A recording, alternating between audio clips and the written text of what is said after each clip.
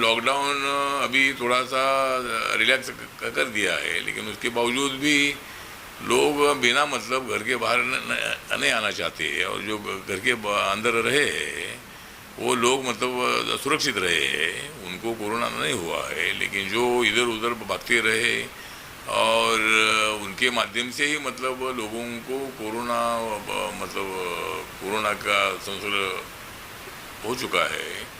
और आंकड़े प्रतिदिन बढ़ रहे हैं, मतलब रोज 4,000, 5,000, 6,000, 7,000 इतने देश भर में आंकड़े बढ़ रहे हैं। और इसमें हमारा महाराष्ट्र सबसे नंबर 1 है। एक तो उद्योगों में और आर्थिक राजधानी के रूप में महाराष्ट्र नंबर 1 था, लेकिन आज जिस तरह अमेरिका में न्यूयॉर्क जो मतलब अमेरिका की आर्थिक राजधानी है, तो वहाँ भी मतलब जैसे वाशिंगटन उनकी कैपिटल है, लेकिन न्यूयॉर्क जो आर्थिक राजधानी है वहाँ सबसे ज़्यादा केसेस आई और सबसे ज़्यादा लोगों का मृत्यु मतलब न्यूयॉर्क में हुआ है। उसी तरह मुंबई में भी सबसे ज़्यादा मृत्यु हो चुका है। अभी तक 4,500-5,000 तक 4,500 तक जो मृत्यु हो चुके हैं, उसमें 1,500 के ऊपर डेथ मतलब मुंबई में है। तो जो सवाल मुझे आपने किया है कि लोगों के मन में डर है, डर रहना ये उनके ज़िंदगी को सुंदर बनाने के लिए, उनकी ज़िंदगी और भी बढ़ाने के लिए बहुत अच्छा उनके मन की भावना है। सर, आपको ऐसा नहीं लगता कि किसी तरीके का कोई षड्यंत्र है? क्योंकि जो फाइनेंशियल कैपिटल है उसी वही सबसे ज़्यादा हिट हुआ है, चाहे वो न्यूयॉर्क की बात हो चाहे वो मुंबई की बात हो। आपको ऐसा नहीं लगता किसी तरीके का स्कैम है, किसी तरीके का कोई षड्यंत्र है? नहीं, मुझे लगता है कि ये किसी का षड्यंत्र नहीं, कोरोना का षड्यंत्र है। मतलब कोरोना ने ही मतलब बोलिए, क्योंकि बहुत सारी जगह में ये कॉन्स्पिरेसी थ्योरी आ रही है। नहीं जो मल्टीनेशनल कंपनीज हैं, जो ड्रग कंपनीज हैं, ये लोग एक फियर बना करके कर रहे हैं, क्योंकि जब तक ड्रग नहीं करेंगे वो वैक्सीन बिकेगा नहीं, जो कि millions and millions of dollars का। ऐसा मुझे लगता नहीं, मतलब किसी का प्लान ऐसा लगता नहीं है, क्योंकि मुंबई में पूरे देश भर के फ्लाइट्स आते हैं और मुंबई में व्यापार के लिए भी लोग आते हैं। मुंबई पुणे में रहने वाले लोग पूरी दुनिया भर में हैं, तो उनके माध्यम से संसर्ग बढ़ा है। इसमें कोई किसी का प्लान मुझे लगता नहीं है, लेकिन संख्या बढ़ रही है, बात सही है। जो जिस तरह दूसरे राज्यों में मतलब इतने आंकड़े तो नहीं दिखते हैं, लेकिन महाराष्ट्र सबसे ज़्यादा बहुत ऊपर है, मतलब महाराष्ट्र जो है, तो इसीलिए मुंबई में सबसे ज़्यादा संख्या बढ़ चुकी है। लेकिन जो ठीक होने का जो रेट है वो 43% के ऊपर है, मतलब आदमी ठीक हो रहे हैं। एक तो कोरोना का ऐसा डर है कि एक बार कोरोना हो गया कि बचने का बिल्कुल कोई भरोसा नहीं, इसी तरह की भावना हर आदमी के मन में पैदा होती है। जो लोग क्वारंटाइन पे जाते हैं वो 14 डेज के बाद या 21 डेज के बाद खुद इम्प्रूव हो गए, क्योंकि इसका कोई दवा तो है, तो खुद इम्यूनिटी उसका फाइट करता है, वो ठीक होकर के बाहर आ जाता है। तो मुझे ऐसा लगता है कि जो क्वारंटाइन में जाते हैं 14 दिन के लिए या 21 दिन के लिए, उसके बाद उसका बॉडी का इम्यूनिटी खुद फाइट करता है और वो आदमी ठीक होके आ जाता है। ऐसे बहुत सारे केस में जो रिकवर हो गए। तो उसमें क्या है, शुरू में जब टेस्ट की जाती है तब उसमें पॉजिटिव उनको जानकारी मिलती है, और बाद में कुछ दिन ट्रीटमेंट करने के बाद या क्वारंटाइन होने के बाद या मतलब अस्पताल में भर्ती होने के बाद मतलब दूसरा टेस्ट उनका नेगेटिव आता है और दूसरा टेस्ट तीसरा नेगेटिव आता है। तो 2-3 टेस्ट उनके नेगेटिव आने के बाद उनको अस्पताल से मतलब डिस्चार्ज कर देते हैं। मुझे लगता है कि ऐसा कोई जानबूझकर कोई कर रहे हैं ऐसा बिल्कुल नहीं है, लेकिन शुरू में अगर पॉजिटिव टेस्ट अगर आती है तो उनके ऊपर इलाज करना, या एक आदमी अगर पॉजिटिव में मिला है तो उसके संपर्क में आने वाले जो लोग होते हैं तो उनको क्वारंटाइन किया जाता है, उनका संसर्ग दूसरे लोगों से ना है, इसलिए उनको एक जगह पर रखा जाता है। तो इसी तरह मुझे लगता है कि एक कोशिश तो अच्छी तरह हो रही है, लेकिन जिस तरह मतलब लेकिन महाराष्ट्र में हमारे महाराष्ट्र सरकार को ये कोरोना की संख्या रोकने में पूरी असफलता मिली है। ये सरकार ने तो कोशिश की है, उद्धव ठाकरे जी रोज़ मीडिया के सामने आकर लोगों को बता रहे हैं, लेकिन उसके बावजूद भी मतलब मुझे लगता है कि महाराष्ट्र सरकार विफल हो चुकी है और बहुत सारे केस रोज़ बढ़ते जा रहे हैं। सरकार को हमने बोला था कि भाई जो भी सहयोग चाहिए हम विरोधी दल के लोग देने के लिए तैयार है, लेकिन सरकार विरोधी लोगों का कोई सहयोग लेने के लिए तैयार नहीं है। अपने खुद अपने बलबूते पर सरकार चलाना चाहते, तुम सरकार चलाओ लेकिन कोरोना को मत चलाओ। लेकिन यही शिकायत तो सर यूपी में भी लग रहा है कि योगी जी कांग्रेस मदद करना चाह रही है, बस भेजना चाह रही है, लेकिन योगी जी लेना नहीं चाह रहे हैं। मुझे लगता है कि बस भेजने के लिए मतलब कांग्रेस ने पैसा देने की बिल्कुल जरूरी नहीं है, क्योंकि हर राज्य ने पैसा देने का तय किया है। अभी जो मतलब सैकड़ों ट्रेन अभी मुंबई से, पुणे से और पूरे ऑल इंडिया से अपने अपने गाँव आई, तो वहाँ किसी ने पैसा नहीं दे दिया है। अभी वो पैसा राज्य सरकार ने देना चाहिए। इसी तरह की भूमिका रेल मंत्रालय की है। और बसें भी जो है, तो बसें भी मतलब बहुत सारी गई, और सुप्रीम कोर्ट ने भी बोला है कि बसों से भी जाने वाले जो मजदूर है तो उनके तरफ से बिल्कुल पैसा नहीं लेना है। तो मुझे लगता है कि सोनिया गांधी जी का जब स्टेटमेंट आया था कि भाई रेल का भाड़ा मतलब मजदूरों से मत लीजिए और हम पैसा देने के लिए तैयार है, तो मैंने स्टेटमेंट दिया था कि भाई सोनिया गांधी जी के बारे में हमको आदर है, वो एक बड़े पार्टी की राष्ट्रीय अध्यक्षा भी है, और मतलब उन्होंने मजदूरों का भाड़े का पैसा भरने की तैयारी दर्शाई, एक अच्छी बात है। लेकिन सरकार उसके लिए कैपेबल है। नरेंद्र मोदी सरकार जो है, ये सरकार सभी समस्याओं को हल करने के लिए मतलब एक्टिव है।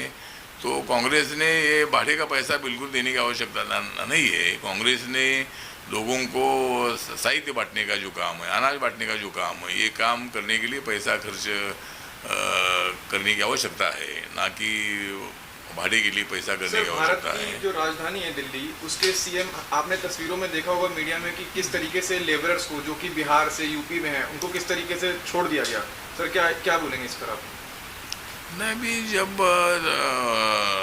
लॉकडाउन में मतलब छोटे छोटे घर में रहने वाले मजदूर परेशान थे, कोई काम धंधा था नहीं है, रोजी रोटी कमाने वाले मजदूरों की संख्या लाखों की, करोड़ की संख्या में है, और ऐसे लोगों का रोजगार पूरा बंद हो चुका था। खाना पीने के लिए कोई एनजीओ मदद कर रहा था, कोई और मदद कर रहा था, खाना दे रहा था, लेकिन उसके बावजूद भी मतलब मजदूर परेशान थे और वो अपने गांव जाना चाहते थे।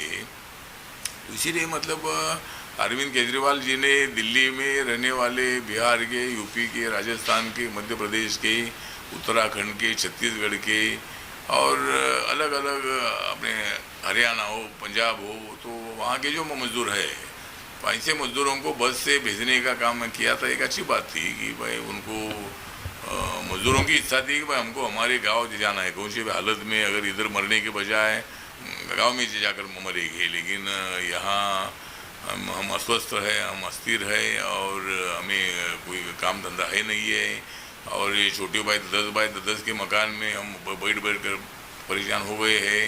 तो इसीलिए हमें खुले हवा में, खुले वातावरण में हमारे गांव हमको जाने दो, ये मांग बार बार मजदूरों की थी। और आखिर में मजदूरों को जाने का लॉकडाउन होने के बावजूद भी भारत सरकार ने परमिशन दे दिया और सभी मजदूरों को अपने अपने गांव छोड़ दिया है। सर, आपने कहा कि अभी भी लॉकडाउन को मतलब खोलने के बाद केसेस बढ़ रहे हैं हर दिन, तो क्या आपको लगता है मोदी जी का ये डिसीजन जो है कि खोल देने की बात, ये गलत है? मुझे लगता है कि लॉकडाउन खुलाना नहीं है, लेकिन राज्य सरकारों पर जिम्मेदारी दी है कि भाई कहाँ क्या खोलना है, ये आप खोल दीजिए। कोरोना का प्रादुर्भाव ज़्यादा ना बढ़े, इसकी चिंता भी हम लोगों ने करनी चाहिए। सोशल डिस्टेंसिंग ध्यान में रखकर आप लोग मतलब शॉप को ओपन ना करो। तो इसी तरह का आदेश, इसी तरह की सूचना नरेंद्र मोदी जी ने दी है। तो मुझे लगता है कि लॉकडाउन से मतलब बहुत सारे लोगों की जान बच गई है। अभी 1.5 लाख, 1.5-2 लाख के दरमियान अभी जो आंकड़े हैं अपने पूरे देश भर के, तो अगर लॉकडाउन नहीं होता था तो ये आंकड़े 10 लाख के ऊपर से जा सकते थे। तो इसीलिए मुझे लगता है कि लॉकडाउन का फ़ायदा हुआ है, ज़िंदगी बचाने का फ़ायदा हुआ है। लेकिन अभी बाकी इकोनॉमी तो पूरी डाउन हो चुकी है और हम जी जाएंगे, हमारी ज़िंदगी बच जाएगी तो हम इकोनॉमी और भी डेवलप करेंगे। सर, एक बड़ा कॉन्ट्रडिक्शन है कि शराब के ठेके खुले हुए हैं लेकिन मंदिर बंद है, मस्जिद बंद है, गुरुद्वारा बंद है, इसका क्या न मतलब अभी ये मंदिर वगैरह इसलिए बंद है कि भाई वहाँ बहुत बड़ी भीड़ भाड़ होती है, लेकिन दारू के तो दुकान खोलने के बाद भी वहाँ बहुत सारी भीड़ भाड़ दिखाई दी।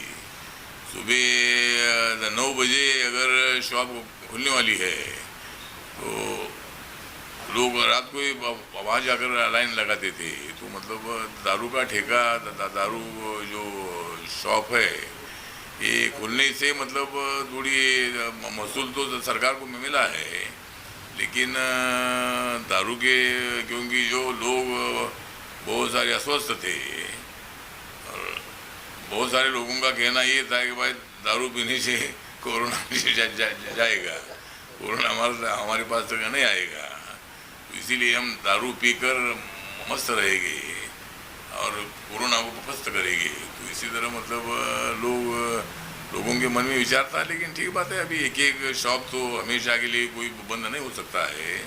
अभी 8 जून के बाद और भी ज़्यादा रिलैक्सेशन होगा, लेकिन हम सब लोगों ने जो आपने पहली बार मुझे पूछा था कि लोग उसके बावजूद भी घर से बाहर नहीं आ रहे हैं, तो इतने लोग घर से बाहर नहीं आ रहे, अच्छी बात है। लोगों ने तो संभाल के रहना है, ज़रूर होगा तो बाहर आना है, नहीं तो अभी काम जो चालू होगा तो वहाँ तो काम पे जाना ही है।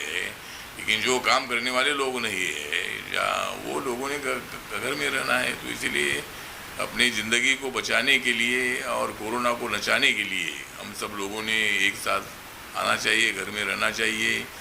और मैं सभी लोगों को मतलब निवेदन करना चाहता हूँ कि मतलब आप कोई भी मत आइए रोड पर, आप कोई भी मत आइए रोड पर, मैं विनती करता हूँ आपको हाथ जोड़कर। हम अभी है बहुत बड़े गंभीर मोड़ पर, हम अभी है बहुत बड़े गंभीर मोड़ पर, फिर क्यों आ रहे हो तुम रोड पर? तो इसीलिए रोड पर बिना मतलब आना ये कोरोना को निमंत्रण देने जैसा है। तो इसीलिए मतलब कोरोना को भगाने के लिए हम सब लोगों ने आगे बढ़ने की आवश्यकता है। और ये जो दिन है, ये दिन तो मतलब कोरोना से तो बहुत सारे लोग बच रहे हैं, बहुत सारे रोज़ लोग हज़ारों की संख्या में नेगेटिव होकर अस्पताल से अपने घर आ रहे हैं। लेकिन एक ज़माना था कि एक प्लेग नाम का एक महामारी थी, तो वहाँ बुखार आ गया तो आदमी मर जाता था, जिस तरह अटैक से आदमी मर जाता है, कोई भी बीमारी नहीं, कुछ नहीं, लेकिन अचानक उनकी हृदय की प्रक्रिया बंद हो जाती है और आदमी एकदम चला जाता है। लेकिन ये कोरोना के महामारी के माध्यम से बहुत सारे लोग बच रहे हैं। मतलब अभी तक 27-28 लाख से भी ज़्यादा लोग बच चुके हैं पूरे वर्ल्ड में। तो मुझे लगता है कि ये कोरोना का सामना करने के लिए हमें और भी एक्टिव रहना है, ऐसा मुझे लगता है। सर, एक बात है कि अभी मन की बात में मोदी जी ने ये कहा था कि सबसे ज़्यादा जो चोट पड़ा है वो गरीबों, सबसे ज़्यादा जो नुकसान हुआ है वो गरीबों पे हुआ है और माइग्रेंट लेबरर्स पे हुआ है। इस बात को खुद मोदी जी ने माना, आपका क्या कहना है? हाँ, तो बात सही है कि मोदी जी ने जो माना है कि सबसे ज़्यादा नुकसान जो मतलब रोजी रोटी कमाने वाले जो कॉन्ट्रैक्ट लेबर है, जो छोटे मोटे काम करने वाले मजदूर है, तो ऐसे लोगों को इसका भारी नुकसान हुआ है। क्योंकि उनको दूसरे के भरोसे पर खाना रोज़ जो 300, 400, 500 रुपये कमा कर हर हफ्ते में उनको उनका पेमेंट मिलता था, महीने में मिलता था, तो अपना गुजारा कैसा तो कर सकते थे। लेकिन ये कोरोना के माध्यम से जो लॉकडाउन शुरू हुआ तो उससे मुझे लगता है कि भारी नुकसान हमारे मजदूरों का हुआ है। और छोटे मोटे घर में रहकर एक आधे फैन में 8-8, 10-10 लोग, वहाँ बच्चे लोग रहना, उधर खाना पीना नहीं है, किसकी खाने की राहत देखना, किसी के किट की राहत देखना। तो इसी तरह मतलब उनकी ज़िंदगी एकदम अस्वस्थ थी और इसीलिए मतलब उनको अपने गांव-गांव पहुंचाने का काम भी हुआ है। तो मुझे लगता है कि मज़दूरों का भारी नुकसान हुआ है, लेकिन मज़दूरों को फिर अपने पैर पर खड़ा करने के लिए 20 लाख करोड़ का पैकेज हमारे नरेंद्र मोदी जी सरकार ने अनाउंस किया है। और उससे जो कुटीर उद्योग है, छोटे उद्योग है, सभी लोगों को उसका फ़ायदा होगा और मज़दूरों को अपनी मजदूरी में मिलेगी। और अपनी ज़िंदगी सफल बनाने के लिए उनको अपना मार्ग दिखाने का काम सरकार ने किया है। और सरकार मजदूरों के साथ है, गरीबों के साथ है, और हम सब लोगों को मदद करना चाहते हैं। सर स्कूल कब तक खुल जाएगा? स्कूल कब तक खुल जाएगा? अभी स्कूल तो मुझे लगता है कि अगस्त में खुल सकता है, मतलब अभी जून महीने में तो एंड तक तो मुझे लगता है कि लॉकडाउन तो रहेगा। अभी 30 जून तक तो अनाउंस हो चुका है, लेकिन अभी जुलाई के एंड तक या अगस्त के फर्स्ट वीक में वगैरह स्कूल चालू हो सकते हैं। लेकिन अभी इसके लिए एग्ज़ाम के संबंध में क्या करना है, इसके बारे में जो बोर्ड की एग्ज़ाम होती है, तो बोर्ड की एग्ज़ाम खाली लेने के संबंध में विचार किया जा सकता है, लेकिन बाकी के क्लासेस के स्टूडेंट को आगे अगले साल में एडमिशन देना, इसी तरह का निर्णय HRD मिनिस्ट्री और जो शिक्षा मंत्रालय है राज्य का वो ले सकता है। तो इसी तरह मुझे लगता है कि अभी कोरोना के कारण पूरी एजुकेशन व्यवस्था पूरी अस्थिर है। अभी ऑनलाइन एजुकेशन देने के संबंध में, गूगल पर एजुकेशन देने के संबंध में भी चर्चा हो रही है। तो देखते आगे क्या होता है, लेकिन ये 4-5 महीने जो है, ये 4-5 महीने अपने पूरे इसी तरह मार्च गया, अप्रैल गया, मई गया, अभी जून जाएगा, जुलाई में अभी क्या होता है, मतलब 5वां महीना वो रहेगा। तो इसीलिए 5-6 महीना मुझे लगता है कि स्कूल पूरे कोलैप्स से पूरी बंद ही रहेगी। तो इसीलिए स्टूडेंट का भी भारी नुकसान हो चुका है, लेकिन अभी उसके लिए कोई इलाज नहीं है। वो स्टूडेंट को और भी मतलब ज़्यादा शिक्षा देने के लिए हम सब लोगों ने कोशिश करनी है। सर आप सोशल जस्टिस मिनिस्टर हैं, जिस तरीके से ये महामारी फैली है उसके बाद अब आप क्राइम को देखकर क्या बोलते हैं? क्या आप क्राइम बढ़ेगा किस तरीके से? जिस तरीके से चोरियां हो रही हैं, वाहन चोरी हो रहे हैं, मुझे लगता है कि अभी इतनी चोरियां तो मुझे कोई ऐसी रिपोर्ट नहीं है, मतलब, लेकिन चोरी तो इसके पहले भी होती थी, अभी भी चोरी हो रही है। तो अभी लॉकडाउन तो अभी खुलेगा ही, मतलब चोरी या लॉकडाउन खुलने के बाद ज़्यादा चोरी हो सकती है। लेकिन चोरी का विषय नहीं है, चोरी करने वाले जो लोग हैं, ये लोग उनका तो धंधा ही होता है और वो बराबर वक्त देखकर चोरी करते हैं। तो लेकिन आप जो बता रहे उसी तरह की कुछ घटनाएं सामने आई है कि भाई चोरी करने वाले लोग जो ATM से पैसा निकालना हो या किसी के घर में जाकर कोई गौतम चोरी गंभीर के करना हो। घर के बाहर से गाड़ी चोरी हो गई। गौतम गंभीर जो कि सांसद हैं, उनके घर के बाहर से गाड़ी चोरी होना। हाँ, तो गौतम गंभीर जी जो मतलब मेंबर ऑफ पार्लियामेंट भी है हमारे BJP के, हमारे अच्छे के खिलाड़ी भी है, मित्र भी है, तो उनकी गाड़ी भी मतलब चोरी हो गई है। तो मुझे लगता है कि ये बात अच्छी तरह नहीं है। अभी कौन चोर है वो देखना पड़ेगा, ये कौन सी पार्टी का चोर है या कौन सी पार्टी का क्या है वो भी चाहिए। इसीलिए मैंने गो कोरोना का नारा मैंने दे दिया था, और इसी तरह लेकिन बाद में मैंने नारा दिया था गो कोरोना के साथ नो कोरोना, मतलब इसी तरह का नारा मैंने दे दिया था। तो ठीक बात है, तब मैंने कोरोना ने यहाँ से जाना चाहिए, यहाँ से बिल्कुल नहीं आना चाहिए, इसीलिए मैंने वो नारा दिया था।